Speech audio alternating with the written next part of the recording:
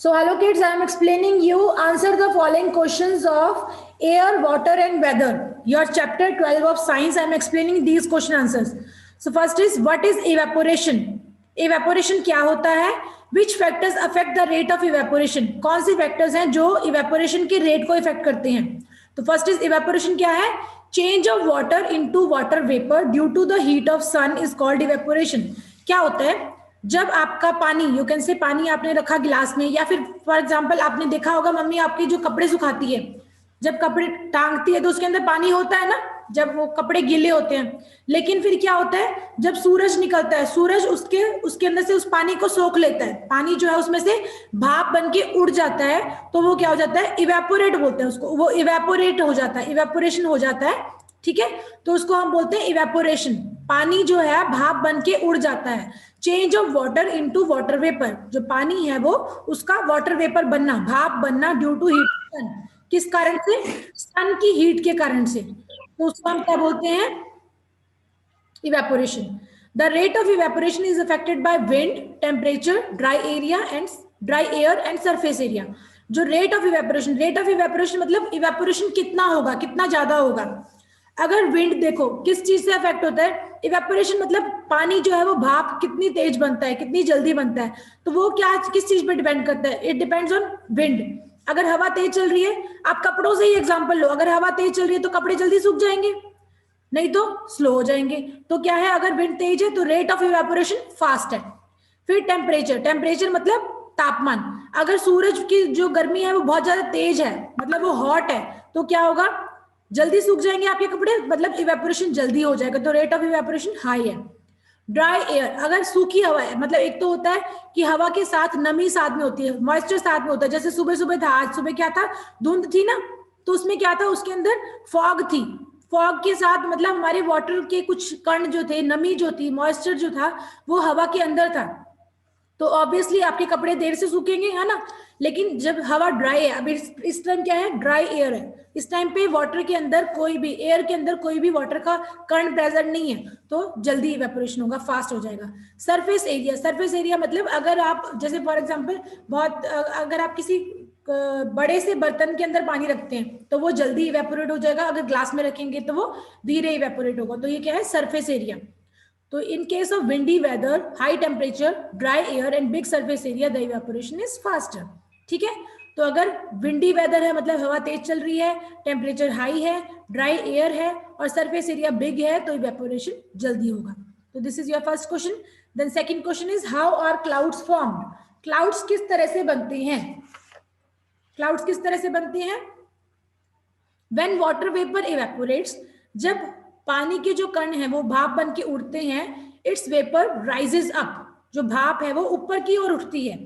The water vapour cools at it as it's goes up, तो water के vapour जब जैसे जैसे ऊपर जाते हैं तो वो ठंडे होते जाते हैं, और ठंडे होने के बाद it changes into tiny droplets, तो वो छोटे छोटे बूंदों में बदल जाते हैं, छोटी छोटी बूंद में बदल जाते हैं, जो वाटर वेपर है ऊपर जाते हैं तब।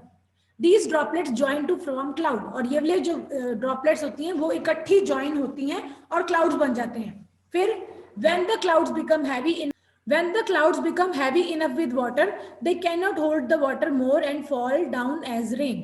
फिर क्या होता है, जब जो क्लाउड्स होते हैं वो हैवी हो जाते हैं बहुत ज्यादा, उसके अंदर पानी बहुत ज्यादा भर जाता है, वो और ज्यादा पानी को पकड़ के नहीं रख सकते, तो वो बारिश हो जाती है। ठीक है, तो ये क्या है, how are clouds form and when do we get rain. तो ये 2 क्वेश्चन हो गए आपके। फिर आपका थर्ड क्वेश्चन है, what is the difference between sea breeze and land breeze? Sea breeze और लैंड ब्रीज में डिफरेंस क्या होता है? The movement of breeze from the sea towards the land is called sea breeze. Movement of breeze, हवा का चलना सी से लेकर लैंड की तरफ, समुद्र से लैंड की तरफ बहती है जब हवा, तो उसको बोलते हैं सी ब्रीज। कि हवा कहां से आ रही है, सी से आ रही है, तो वो सी से आ रही है तो उसको बोलते हैं सी ब्रीज।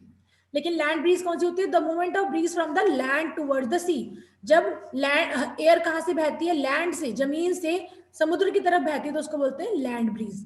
उधर से आई, सी की तरफ से आई तो बोलेंगे सी ब्रीज, लैंड की तरफ से आई तो क्या बोलेंगे, लैंड ब्रीज। फिर सी ब्रीज कब होती है? It blows during the day. Sea breeze कब बहती है? दिन के टाइम पे, और लैंड ब्रीज कब बहती है? During the night. Land breeze night में और सी ब्रीज डे में। तो this is the difference between both. आपने इसी तरह से ये आंसर लिखना है, ठीक है। ये थर्ड हो गया आपका। And then your fourth is what are the different ways of removing impurities from water. Water में इम्प्योरिटीज होती हैं, आपने देखा होगा जैसे कोई सी होती है, समुद्र होता है, या फिर कोई कुआं होता है, या फिर कोई छोटा सा यू कैन से पॉन्ड होता है, तालाब होता है, तो उसमें पानी बिल्कुल साफ तो नहीं रहता, हर टाइम पे पानी साफ नहीं होता ना, तो पानी गंदा होता है, हम उसको डायरेक्ट पी नहीं सकते। तो उसको हम प्योरीफाई कैसे कर सकते हैं, उसके अंदर से गंद को या फिर उसके अंदर से जर्म्स को हम किस तरह से निकाल सकते हैं। तो क्या है, जो इम्प्योरिटीज होती हैं, मतलब जो इस तरह का जो वाटर को खराब करती है, वो दो तरह की होती है। एक होती है इनसॉल्यूबल, दूसरी होती है सॉल्यूबल। इनसॉल्यूबल क्या होती है, जो पानी में मिक्स नहीं होती, जैसे कि मिट्टी, आपने हाथ में पानी उठाया तो अगर उसमें मिट्टी है तो मिट्टी आपके हाथ में दिखने लग जाएगी, ठीक है, तो वो क्या है, इनसॉल्यूबल, जो पानी में मिक्स नहीं हुई।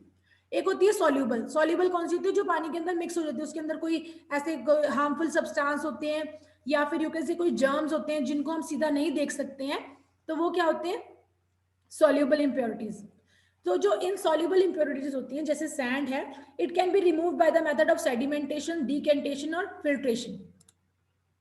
सेडिमेंटेशन हमने क्या किया था कि हम पानी को थोड़ी देर के लिए ऐसे ग्लास में डाल के रख देते हैं, तो क्या होता है, जो उसमें जो सैंड होती है, मड होती है, वो क्या होती है, धीरे धीरे नीचे बैठ जाती है।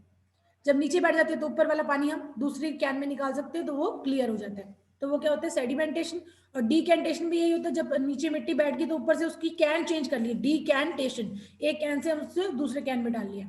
और फिल्ट्रेशन क्या होता है, उसको हम छान लेते हैं, छलनी होती है जिससे मम्मी चाय छानती है, उससे छलनी से हम छान लेते हैं, तो क्या होती है, हमारी इनसॉल्युबल इम्प्योरिटीज खत्म हो जाती है, ठीक है। फिर क्या है हमारी सॉल्युबल इम्प्योरिटीज, वो क्या होती है, it can be remove by boiling water और adding some chemicals like chlorine to it. जो हमारी सॉल्युबल इम्प्योरिटीज होती हैं, जैसे कोई जर्म्स है या फिर कोई और चीज उसके अंदर पड़ गई है, वो कैसे खराब साफ होती है, बाय बॉइलिंग वाटर, पानी को बॉयल करके ठीक होती है, और adding some chemicals like chlorine to it. और क्या हो सकती है, हम अगर केमिकल्स लाइक क्लोरीन कुछ अगर हम उसके अंदर डाल देते हैं पानी के अंदर, तो उसके अंदर की सारी इम्प्योरिटीज खत्म हो जाती हैं। तो this is all about your question answers. Answer the following questions.